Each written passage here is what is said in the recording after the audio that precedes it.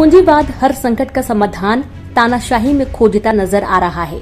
बात श्रीलंका की करें या भारत की, जिस तरह भारत में किसानों पर एक तरफा मनमाने कानून थोपे गए, उसी तरह श्रीलंका में भी थोपे गए।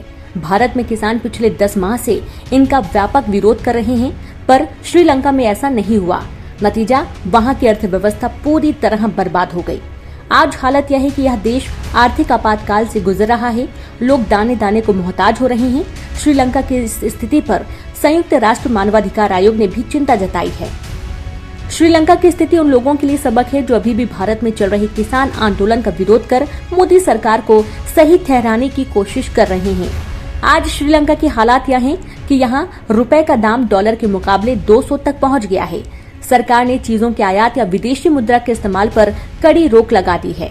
वहां की फौज के एक मेजर जनरल को खाने पीने के सामानों के इंतजाम में लगाया गया है कि वह जमाखोरी पर नजर रखे। जहां नियमों के खिलाफ सामान इकट्ठे किए गए हैं, उन्हें जब्त करे और उचित दामों पर ग्राहकों को बेचने का इंतजाम करे।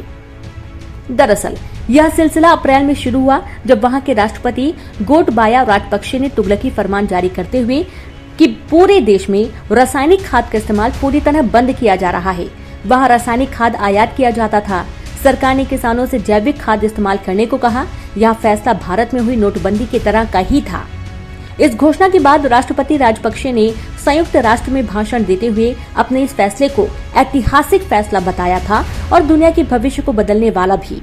राष्ट्रपति के इस अति महत्वाकांक्षी या उन्मादी किस्म के फैसले का नतीजा यह निकला कि देश में जैविक खाद का उत्पादन तो रातों रात नहीं बढ़ पाया, लेकिन रासायनिक खाद आना बंद हो गया। दुनिया के वैज्ञानिक और अर्थशास्त्रियों का यह अंदाजा है कि श्रीलंका के राष्ट्रपति का यह सनकी, मनमाना और बिना किसी वैज्ञानिक आधार के लिया गया यह फैसला देश को तबाह करने जा रहा है, क्योंकि इसके पीछे न किसानी की समझ है, न अर्थशास्त्र की समझ है।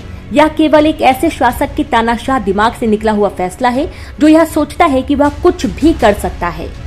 यह इसलिए संभव हो सका क्योंकि श्रीलंका की सरकार पूरी तरह से राजपक्षे के कुनबे तले दबी हुई है, इसलिए कोई वहां पर विरोध नहीं कर पा रहा है। राजपक्षे के छोटे भाई महिंदा राजपक्षे प्रधानमंत्री हैं, 3 और मंत्री घर के हैं।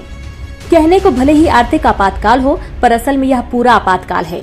इसका मतलब यह है कि लोग वहां सरकार की किसी बात का विरोध नहीं कर पाएंगे। सरकार उन्हें बिना लंबी सुनवाई जेलों में बंद रख सकेगी। श्रीलंका में कृषि उत्पादन में आई कमी की वजह से उसका निर्यात तो कम हुआ ही, साथ में अपनी जरूरत को पूरा करने के लिए उसकी आयात पर निर्भरता बढ़ गई है।